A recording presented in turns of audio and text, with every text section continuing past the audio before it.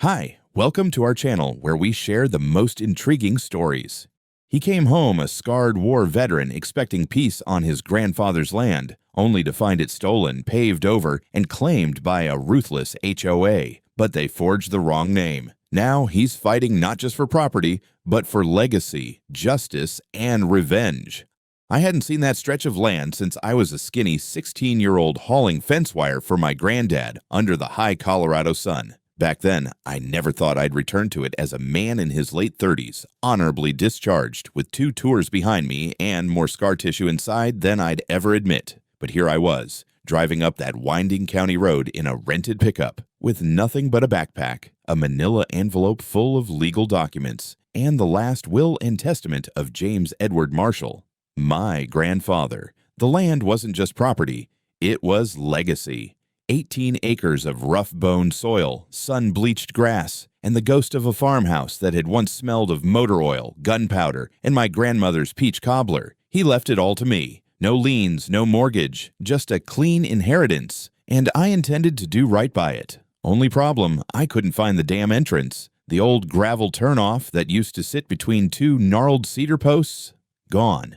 In its place was a polished steel gate with a keypad, 2 cameras mounted overhead, and a spotless white sign that read, "Private Community Property. No access." Below it, in tasteful serif font, was a logo I didn't recognize, Granite Crest HOA. I put the truck in park and stepped out. The air smelled wrong, chlorinated, over-manicured. A breeze carried the scent of fresh sod and pool chemicals. The land had been tamed. My grandfather's scraggly tree line had been cleared, the old irrigation ditches filled in, and in its place, a luxury home straight out of a Denver magazine spread. 2 stories, wrap-around porch, artificial turf, outdoor kitchen, and a gazebo that made my stomach turn. I checked the GPS. Still the same coordinates. Still my land. 18 acres. Section 49, Parcel 811, Book 402. I knew it by heart. I'd read that deed more times than I'd read my deployment orders. I stood there a moment longer, letting the wrongness settle in.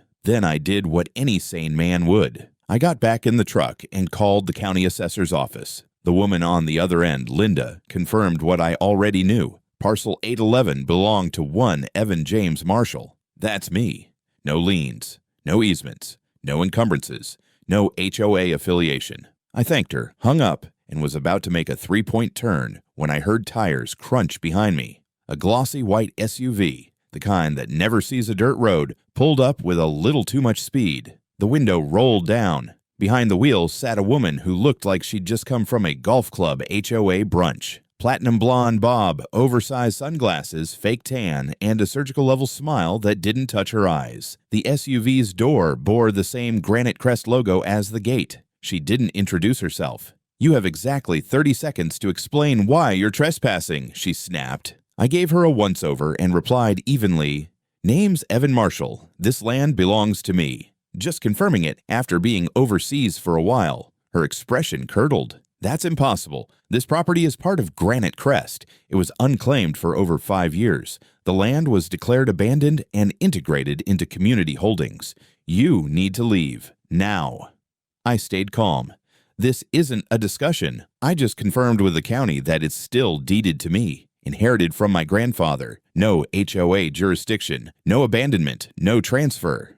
"You forged something," she hissed. "No one can just show up and claim land. It doesn't work like that." "It does when you have legal title," I said. "And I do."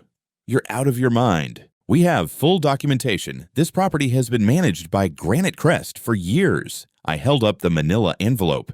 "And I have documentation signed by the county and my grandfather before his death. I'll be filing an emergency inquiry with the clerk's office this afternoon." Her composure slipped. "If you don't leave, I will call the sheriff." "Please do," I said. "They'll be interested to know someone built a pool and gazebo on private land without the owner's consent." For a moment, we just stared at each other. Me, dusty boots and a veteran's fatigue jacket. Her clutching the leather steering wheel like it was a weapon. Then she peeled off, her tires spitting gravel onto the side of my truck. I let her go. There was no point in escalating now. I had what I needed. The next step was simple. drive into town, file a legal request for full land status verification, and dig into every inch of paperwork they'd filed on this place, because something smelled off. And I was trained to track things that didn't smell right. The county building hadn't changed much since I was a kid, tagging along with my grandfather to renew livestock permits. Still smelled like old paper and fluorescent lights. The clerk behind the glass was polite but bored until I handed over the packet of documents and said I needed an emergency property status verification. I used the magic words, possible illegal transfer of land. That perked him right up. It didn't take long to pull the records. What did take long was me staring at them in disbelief. According to the official registry, my parcel, 18 acres, section 49, had been marked as abandoned 5 years ago. A notice of involuntary transfer due to prolonged non-use had been filed by Granite Crest Homeowners Association. The record said it had been signed over by someone named E. Marshall. My hands went cold. I leaned in. The document they had scanned into the system was a voluntary disclaimer of interest, supposedly signed and notarized by me. The signature looked like a toddler copying mine from memory while drunk. The notary's name was one I didn't recognize. The transfer date, 4.5 years ago, right around the time I was stationed in Al Udeid, halfway across the world. I asked for a printout and sat down with it like it was a bomb. How the hell did this get through? I muttered to myself. The clerk, overhearing me, leaned over the counter. You'd be surprised how many of these go through with barely any pushback, especially if no one contests it. I was deployed, I said flatly. I didn't even know someone could do this. Well, legally they can't, but if no heirs show up and no taxes go unpaid and the HOA files under reclamation of unutilized property, well, sometimes the system just lets it slide. But the land wasn't unutilized, I said. It was inherited. He gave me a sympathetic shrug. Then you'll want to file a petition for reversal and initiate a fraud review. I did exactly that. Filed the paperwork, signed affidavits, and scheduled an appointment with a property rights attorney for the following morning. Then I stopped by the hardware store, bought a drone, and headed back to the area I had been told I no longer owned. I parked along the public road and launched the drone just over the tree line. It buzzed up and over the newly minted neighborhood like a hornet with a badge. On my phone screen, I watched as the drone fed back high-res images, pools, patios, tennis courts, solar-paneled roofs, and pristine landscaping, all bleeding deep into what I knew to be my grandfather's land. At least 6 acres of construction. Minimum. I took photos, marked coordinates, annotated the boundaries using county GIS overlays. I was halfway through setting a grid when I heard someone honk at me. I turned. A black Range Rover with tinted windows had pulled up behind my truck. The passenger window rolled down slowly. A man in a collared shirt leaned out. Are you the guy with the drone? Depends, I said. Are you with the HOA? He didn't answer, just snapped a photo of my plates and drove off. Subtle. That evening, just to spice things up, I found a certified envelope waiting at the motel front desk. Inside, a cease and desist letter from Granite Crest's legal team, citing unauthorized surveillance and attempted trespass. I chuckled. Then I wrote them back, short and sweet. Any further threats against me will be construed as interference with the lawful reclamation of privately owned real estate. Your construction appears to be 6 acres into my deeded land. You'll be hearing from my attorney. The next morning, I sat in a clean, wood-paneled office across from Camille Alvarez, an expert in Colorado property disputes. She was sharp, direct, and clearly pissed by what she saw. This is a fraudulent conveyance, she said, tapping the copy of the fake disclaimer. This signature's worthless. And this notary? Her license was revoked last year for document tampering. She's already under state investigation. I blinked. Wait, what? You're not the first victim, Camille said. I've seen this exact notary used in 3 other disputes, all tied to rapid growth HOAs. And no one stopped them. Not yet, she said. But we will. By the end of the meeting, we had a plan. File suit to reclaim the property. Request an injunction against further development. Notify the Planning Commission and the County Zoning Board. Camille would take point on the legal assault. Before I left, she handed me a file. Start documenting everything. Every fence, every lawnmower, every screw they drove into your dirt. We're going to hit them with everything. Trespass, illegal development, fraudulent acquisition, and if I get what I need, real estate fraud under felony codes. I left her office feeling more like a recon officer than a landowner. I had no illusions. They weren't going to roll over and give it back. But now I had weapons, and I planned to use them. By the end of that week, I had a folder so thick it could break a toe. Drone footage, annotated boundary maps, the original deed from my grandfather's will, and a printed-out copy of the so-called disclaimer with the fake signature. Camille called it a starter kit for a legal Molotov cocktail, but it still didn't explain how the HOA got it past the system. So we started digging. Camille subpoenaed the original filing application Granite Crest had used to claim the land. When it came back, I half expected to see some minor bureaucratic loophole they'd exploited, maybe a form misfiled or a clerk asleep at the wheel. Instead, it was like finding a severed finger in a salad. The application was complete, neatly typed, and attached to a scanned document titled Voluntary Relinquishment of Property, Evan J. Marshall. The notary stamp belonged to Karen E. Reynolds, Colorado license, expired. Her license had been revoked last year for document forgery and fraudulent witnessing. Guess who notarized my signature? Karen Duvall. Not the notary, the Karen, HOA president. The same woman who'd practically spit on my boots in the dirt 2 days ago. Same last name, same Karen. We double-checked. Her full name, Karen Elizabeth Duvall Reynolds. She had used her own name, her notary name, to sign off on the bogus transfer 4 years ago, 1 month before her license was yanked. She notarized my fake relinquishment under her own name, after her license was already invalid. Bold move. Dumb one, too. Camille stared at the screen for a long time before saying, "She's either arrogant as hell or she thought no one would ever check." I replied, "Probably both." We filed a motion to compel the HOA to produce any and all internal communications regarding the acquisition of Parcel 811. Their attorneys tried to block it, of course, claimed privileged discussion, confidentiality, all the usual noise. But Camille had receipts, and the judge agreed. 1 week later, an anonymous envelope was left at Camille's office. No return address, no stamp, just hand-delivered by someone who knew exactly what they were doing. Inside was a USB drive. We scanned it on an isolated offline laptop. It contained exactly one video file. It was grainy, recorded from a phone or hidden camera. The setting looked like a community meeting room, maybe the HOA clubhouse, a folding table, a handful of board members, and at the head, Karen Duvall in full smug glory. She was in mid-sentence when the video started. "No one's touched that land in years. I mean, come on. It's just sitting there. James Marshall died. The place went to hell. Nobody claimed it. If we don't do something with it, the county will. So yes, I filed the paperwork. Who's gonna care? Either we absorb it or we pretend it never existed." There were nods, a laugh or two. Then someone asked, "Are you sure it's legal?" Karen's response was ice cold. "It's not about legal. It's about control. Trust me, by the time anyone notices, we'll have built enough over it, they can't do a damn thing."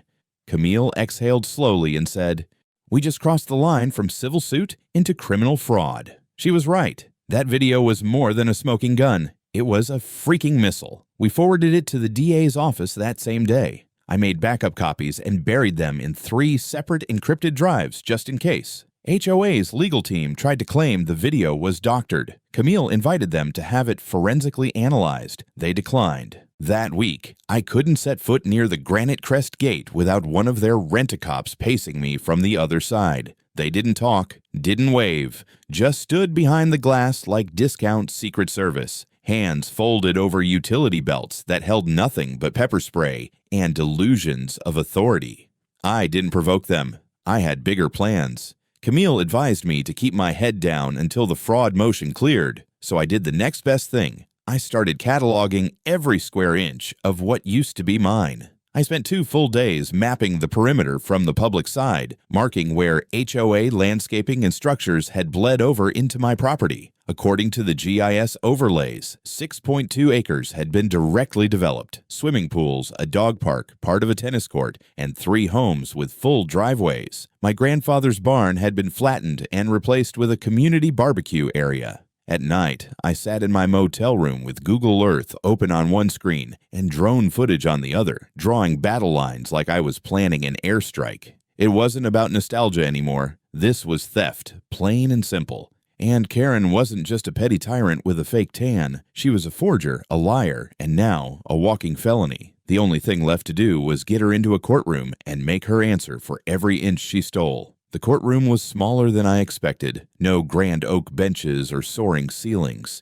just cheap carpet, plastic water pitchers, and a clerk who looked like she hated Wednesdays more than crime itself. But that little room was where the war officially began. Camille filed the civil suit at 9:30 sharp. Restoration of property rights, damages for unauthorized use, injunction against further development, and, her favorite, felony-level fraud based on forged conveyance. The judge, a compact man with a gray beard and a stare like a table saw, glanced over the motion and let out a sigh that said, "Not another damn HOA case." Then Karen walked in. She was dressed like a power broker at a country club mixer. White blazer, expensive heels, massive sunglasses indoors. Behind her came her attorney, some corporate type from Boulder in a slick navy suit who already looked like he regretted taking this gig. Karen strutted to the defendant's table like she owned the building. Camille didn't blink. She stood and began laying out the basics. Inheritance documents, proof of ownership, GPS-aligned GIS mapping, drone footage, the notarization fraud, and of course, the video. The judge asked if the defense had seen the evidence. Karen's lawyer began the usual dance. "We believe the transfer was filed in good faith. My client acted on information made available to her at the time." Karen cut him off. Actually cut him off mid-sentence. "He's lying," she snapped, pointing directly at me. "This man is not who he says he is. He showed up out of nowhere with forged papers and claimed property that belongs to our community. He's a fraud. His so-called will is fake, and he has no right to be anywhere near Granite Crest." The entire room froze. Her lawyer looked like he wanted to melt into the floor. The judge leaned forward. "Ms. Duval, if you interrupt your counsel again, I will remove you from this courtroom." "I am the president of the HOA," she hissed, "and I demand he be detained for questioning until his identity is verified. He could be anyone." "I'm going to say this once," the judge said calmly. "This is a civil hearing, not an interrogation. Sit down and stop talking." Karen opened her mouth again, but the bailiff had already moved. One step forward, hand resting lightly near his belt. That was enough. She sat down, still fuming, face blotchy beneath her carefully applied bronzer. Camille resumed without a hitch. Introduced the flash drive, offered a forensic affidavit confirming authenticity. The judge asked the defense if they wanted to challenge the file's legitimacy. Karen's lawyer shook his head. "No, Your Honor." "Do you wish to dispute the signature on the disclaimer?" "No, Your Honor." Karen glared at him like she might bite his throat out later. The judge scheduled the next hearing for 3 weeks out and granted our preliminary injunction. No new development, no sales, and no destruction or alteration of existing property lines. Granite Crest was now frozen in legal amber. Outside the courthouse, cameras were waiting. Apparently, someone had leaked the hearing to the local news. Channel 9 was already spinning it as Veteran versus HOA, Inheritance Under Fire. I tried to keep a straight face as a reporter shoved a microphone in my direction. "Mr. Marshall, is it true that Granite Crest built over your family's land without permission?" I looked straight into the lens and said, if they thought I wouldn't come back, they were wrong. That night, Camille and I went over the internal records obtained from our subpoena. Among the minutes and budget spreadsheets, we found something that turned my stomach. A breakdown of initial investment bonuses paid by a development partner to select HOA board members. Karen's name was right there. A consulting fee of $60,000 dated 6 months before my land was claimed, labeled as Strategic Reacquisition Incentive. Subtle. We handed the whole file to the county prosecutor the next morning. He didn't even ask questions, just said, "We're opening a case." But Karen wasn't done. Not even close. The very next day, Camille called me at 7:12 in the morning, furious. "She filed a restraining order against you." "What?" "She claims you've been harassing her, following her, showing up at her property at night." I nearly dropped my coffee. "She what?" "It's a TRO hearing, 2 days from now. If the judge grants it, you won't be able to go within 200 feet of Granite Crest, including the 6.2 acres we're fighting over. She's trying to block access to my own damn land." "Exactly." It's a stalling tactic, but if the judge believes even part of it, it'll stall everything we've built. That afternoon, I went digging. Karen had no idea I'd been running my drone's audio channel on loop, and during one of her HOA meetings, conveniently archived by a disgruntled resident, she'd said the quiet part out loud. If that idiot pushes any harder, I'll file a restraining order. Let the courts freeze him out. We submitted that recording with the response brief. At the TRO hearing, Karen cried crocodile tears, told the judge I'd shown up at her home after dark, snapped photos of her family, and made her feel unsafe in her own neighborhood. Camille calmly played the audio clip. Silence. The judge dismissed the restraining order immediately and issued a formal warning about misuse of the court process. Outside, Karen stormed past me, muttering something about military psychos and how dare he. I didn't respond. I didn't have to. The walls were closing in, and she knew it. Camille had a saying she liked to use when things got serious.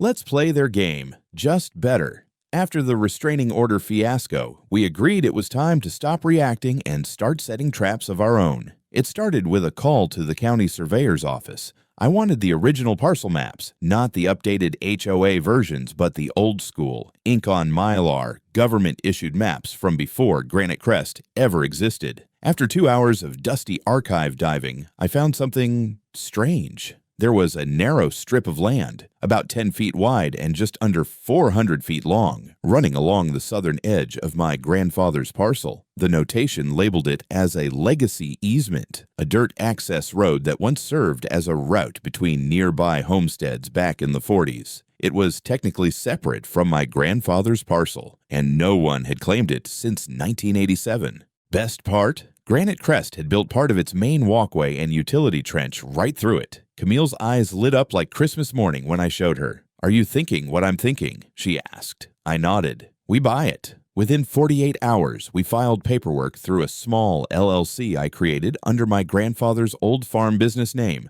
Marshall Agricultural Holdings. The county had no objections. The easement was officially registered in my name. It cost us $476. Just like that, I owned a legal wedge jammed right into the HOA's side. Here's why it mattered. Under Colorado HOA law, any adjacent property owner who holds land bordering a private community, especially if that land includes shared use features like walkways or buried utilities, can file for what's called a notice of cross-boundary encroachment, which meant I now had the legal right to audit Granite Crest's use of that strip, including but not limited to construction approvals, utility routing, insurance disclosures, and internal architectural review documents. Camille filed the paperwork the next morning. HOA's response was pure panic. Their attorneys scrambled to block the motion, claiming it was frivolous, vindictive, and an abuse of property law. The judge didn't buy it. He granted the motion and ordered HOA to release any and all documentation related to the affected section within 5 business days. We got a flash drive containing over 200 files, among them internal emails, architectural schematics, approval forms, and most damning of all, minutes from a private board meeting held 3 years ago, where Karen explicitly stated, "If we fudge the setback margins a little, no one's going to notice. That strip's been dead for decades. Who's going to buy an old easement just to mess with us?" Answer me. One email thread included a conversation between Karen and a contractor where she pushed for faster completion of the sidewalk, saying, "Get it poured and covered before anyone files questions on that strip. If the road's buried, it's ours by default." Camille nearly dropped her coffee. "You know what this is?" she said. "This is textbook hostile conversion. They knew it wasn't theirs, and they built over it anyway." We submitted the new evidence as a supplemental fraud claim. Camille also contacted the Utilities Board to inform them that a main HOA water line now ran through land it had no easement rights to. They opened a formal investigation the next day. Karen's war mask started to slip. She stopped attending hearings in person. Her lawyer handled everything, red-faced and apologetic. Neighbors began whispering. A few even approached me outside the courtroom. One man, mid-40s, golf tan, HOA badge still clipped to his belt, leaned in and whispered, "She told us you abandoned it, that there was no heir. If we'd known." I didn't respond. I didn't need to. Word was getting around. With the easement wedge in place, Camille filed an emergency motion to compel full HOA board transparency, citing my new legal status as a directly affected property owner. The court granted it, which meant I now had the right to attend HOA board meetings, request voting records, inspect contractor agreements, and access all communications involving Parcel 811. Karen had built herself a little empire on top of a swamp, and we were draining it. That night, I walked the edge of the easement, now mine, with a surveyor and a flashlight. The guy pointed out faint pink markers in the grass. "You see that line?" he said. "That's their setback violation. You've got structures hanging over by at least 12 feet. 6 acres of real estate development, 3 homes, a pool, a tennis court, all of it hanging over stolen land." The quiet was heavy. I just stood there, boots in the dirt, watching porch lights flicker on in the homes built over my inheritance. Their perfect little paradise was crumbling, and I was just getting started. 3 weeks later, the next courtroom session felt more like a criminal trial than a civil one.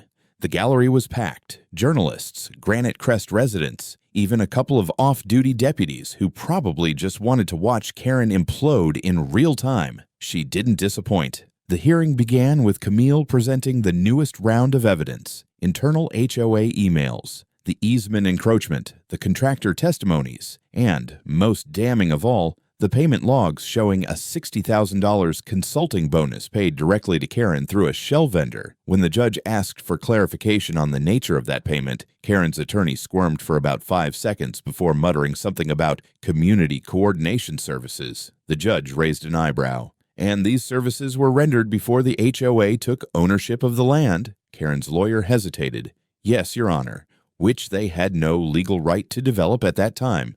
That is in dispute." It wasn't. Camille handed the judge a printed transcript of Karen's infamous "Nobody's Gonna Care" video, now authenticated by 2 separate forensic labs. The court file was growing so thick it needed its own seat at the table. Then Karen stood up. Unprompted, she shoved her chair back so hard it scraped against the floor like a gunshot, eyes wide, mouth twisted, voice rising. "This is a goddamn witch hunt," she shouted. "That land was empty. It was wasted. We improved it. He didn't even know it existed until he crawled back here after playing soldier. He's a squatter, not an heir." Her lawyer practically dove to pull her back down. Too late. The judge slammed his gavel. "Ms. Duval, sit down or you will be removed from the courtroom." "I made Granite Crest what it is," she yelled.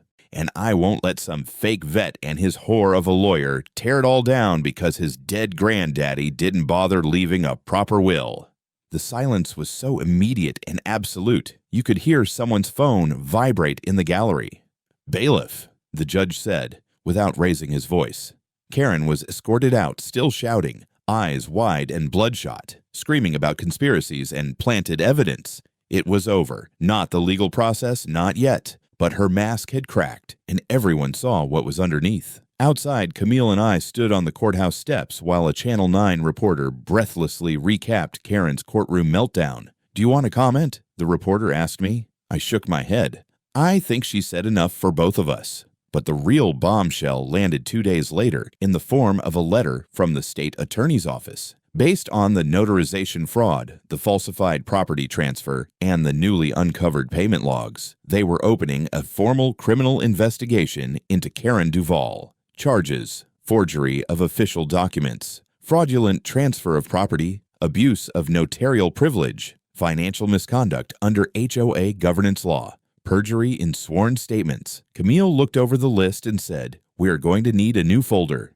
Then came the subpoenas.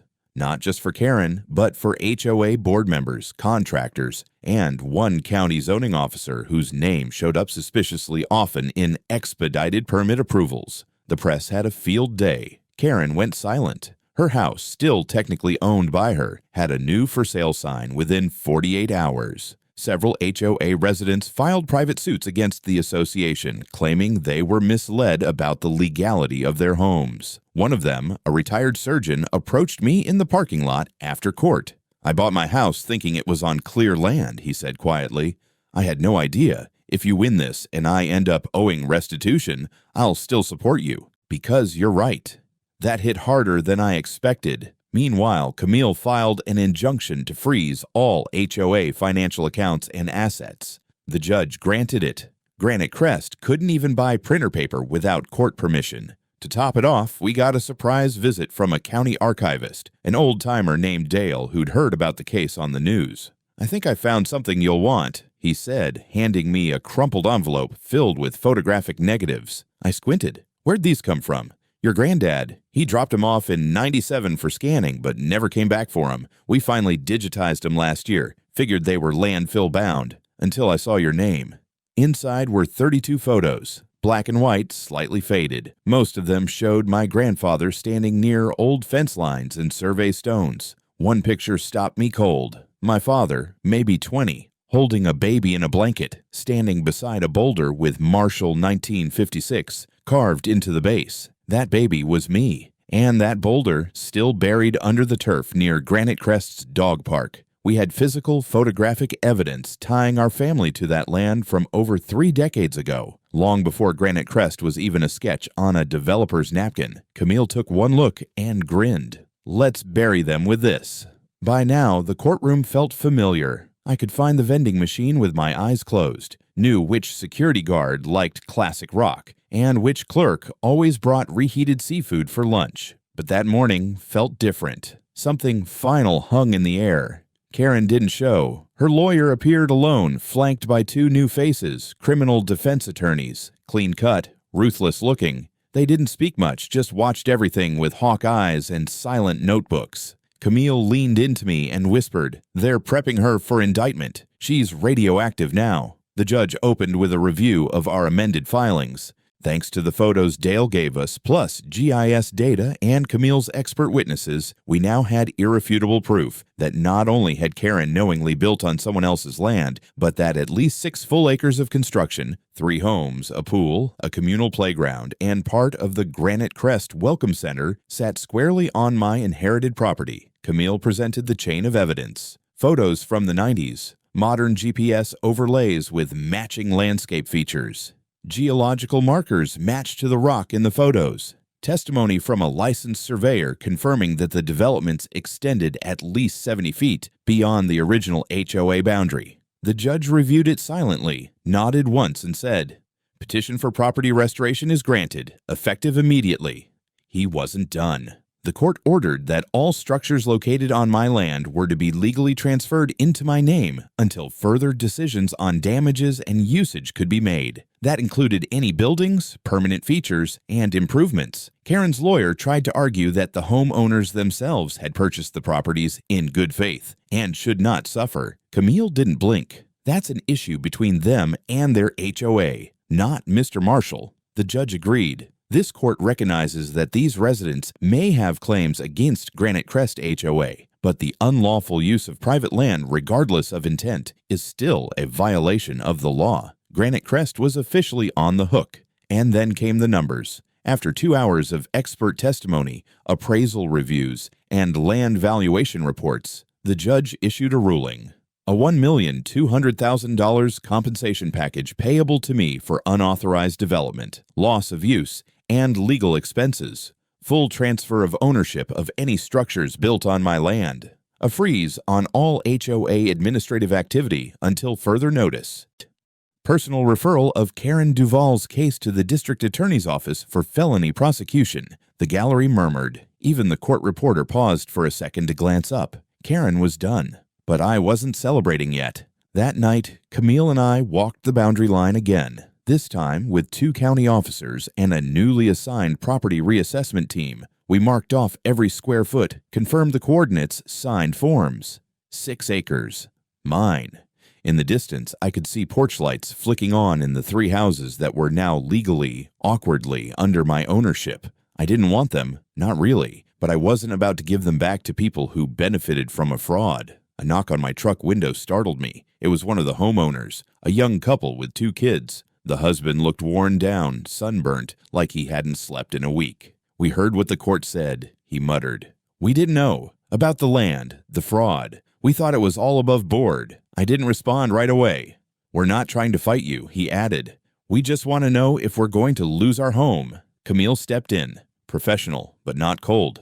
"There are legal remedies, rent-back agreements, purchase negotiations, but those are between you and Mr. Marshall now. The wife whispered, "Please." "We're not like her." And I believed her. They weren't the enemy. Karen was. The system that let her lie and steal, that was the enemy. Later that week, Camille helped draft an interim occupancy agreement for all 3 families. They'd pay rent for now, below market, until we figured out what to do long term. I wasn't here to burn down lives. I just wanted mine back. Meanwhile, Karen's indictment came through.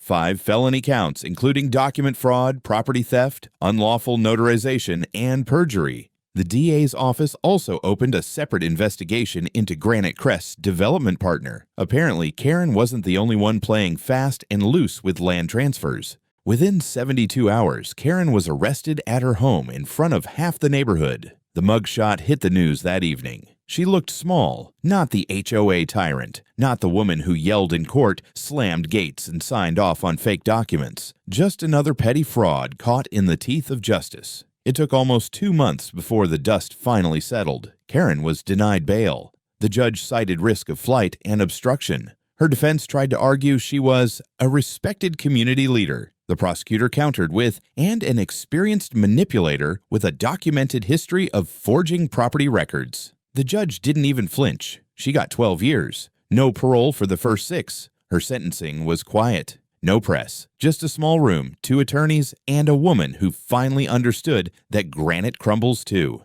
Granite Crest HOA didn't survive the month. With Karen gone and their financial accounts frozen, the board couldn't function. Residents petitioned to dissolve the HOA, and with mounting lawsuits and frozen assets, they succeeded. The development was restructured into a standard, unincorporated community. No covenants, no dues, no Karen. Each home was re-registered with the county as individual lots. Most residents stayed. Some moved. One house went into foreclosure when the bank found out it sat half on land that had never been properly transferred. Meanwhile, I sold off 4 acres of the southern edge. Nothing historic, just dead scrubland near the road. The money went straight into rebuilding the old house, or more accurately, what it used to be.